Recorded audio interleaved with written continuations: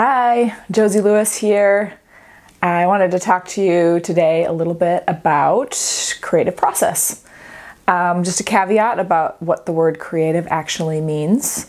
I think there's like a conception that it's just about art or music or something that's traditionally creative.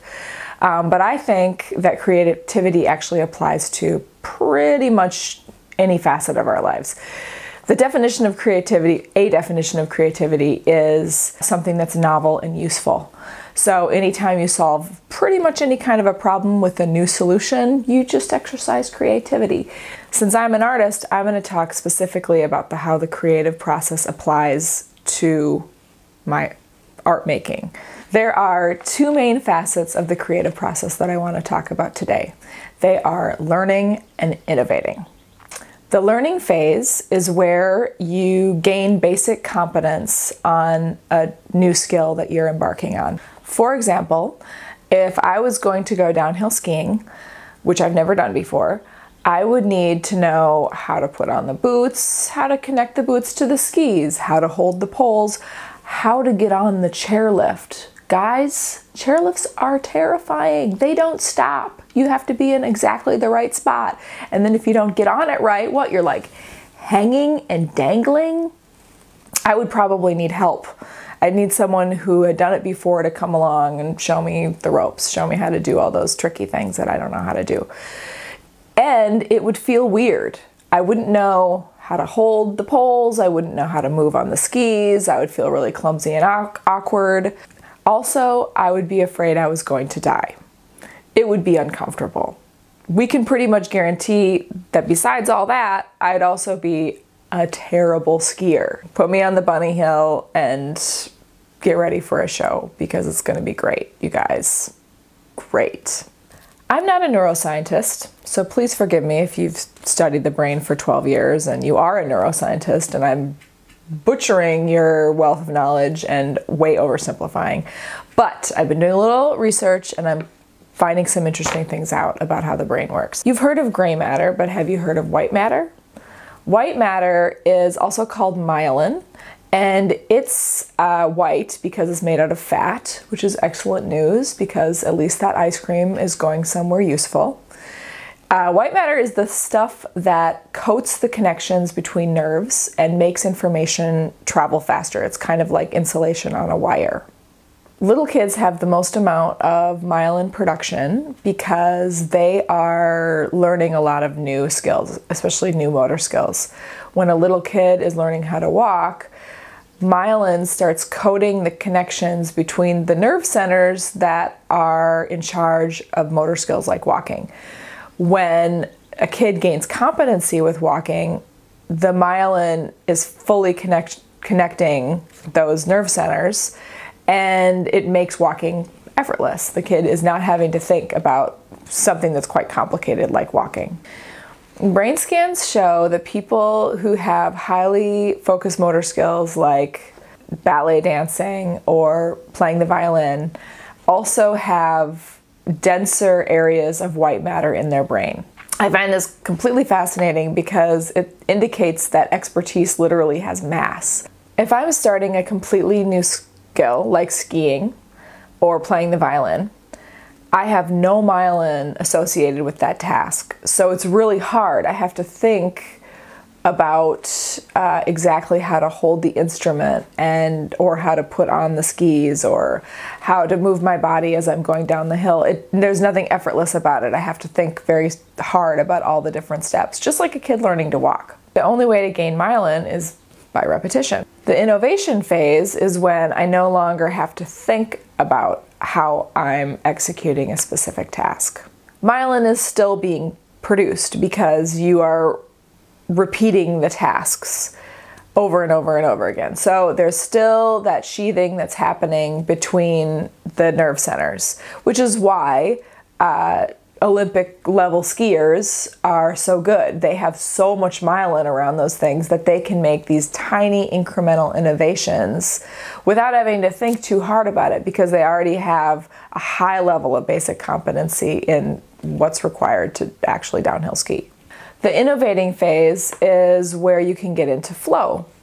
Flow is a state of mind. It's actual changes in the brain that have to do with how we're thinking and concentrating. Flow happens when you're fully immersed in the activity you're doing.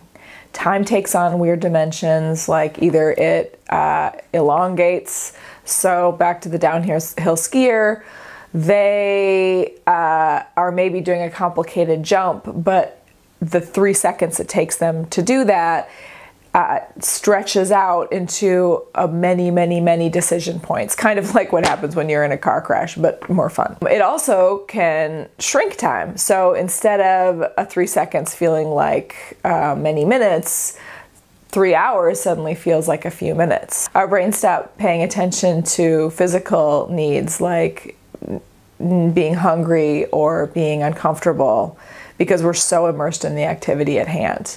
The other day, my daughter got blisters from coloring. So cute. In my own creative process, I much prefer the innovating stage because I love being in flow. When I'm in flow, I am making small steps forward in a comfortable level of competency. To be in flow, the difficulty level has to be at a pretty consistent level.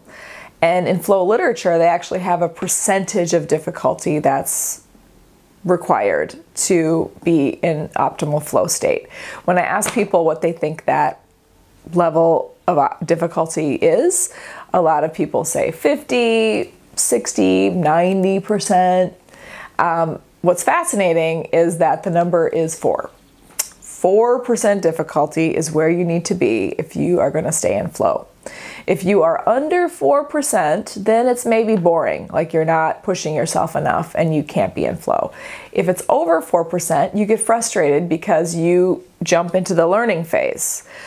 The learning phase is required and necessary for some things because you have to gain basic competency, but you won't be in flow as easily because the level of difficulty is over 4%.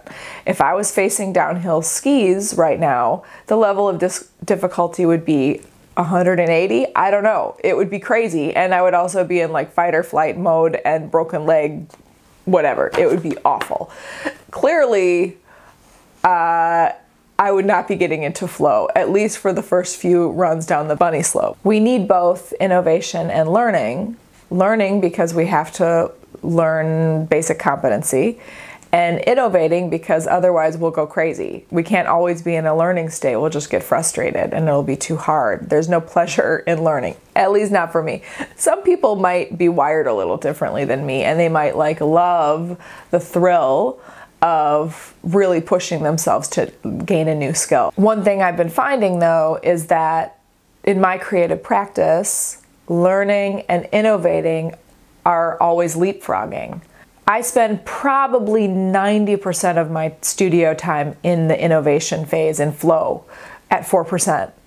Just kind of plugging along, building on the last thing, not making it super tricky, not going way out of my way to discover something new. But every once in a while, I find that I need to push things forward a little bit in a way that is like a little stretching, a little uncomfortable. I maybe need to find a slightly new language with mark making. If I'm watercolor painting or something, I maybe start to feel like what I'm doing is a little stale, it's a little boring, and I need to push some things along and create some new spark. Maybe it's because that 4%, that happy 4% level of studio practice dips down to 2%, and I need to like engage some new skills and some new ideas. I need to learn some things to push it back up. So the problem is it's not very fun for me. It's awkward, you know, like if I'm trying to, you know, maybe use a different style brush or use a different kind of paper, or, I mean, the tweaks are pretty small. It doesn't take much to push that 4% past 4%, right? It's very simple for me to just be like, oh wow, this is like 50% harder now. That learning stage is usually kind of frustrating. The innovating stage is usually really fun. Hence, I like to keep a 90-10 ratio. I like to, 90% of my studio practice is in that innovating stage. 10% is in the learning stage. The learning stage is usually frustrating and usually feels awkward and usually feels alien and uncomfortable. So just because I don't like being uncomfortable, I try to do it less. But it is essential and it never goes away. There's always something that I need to there's always new expressions that I need to explore. There's always new mediums or new techniques that I need to push towards and learn about. And sometimes those things are failures, and that's perfectly fine. That's part of the process. It's just the way it is. I'd love to hear your thoughts. Do you resonate with this? Can you identify phases of learning and innovating? How much time do you spend at both? Please make your comments below, and while you're at it, subscribe. Thanks a lot for watching, guys, and I'll see you later.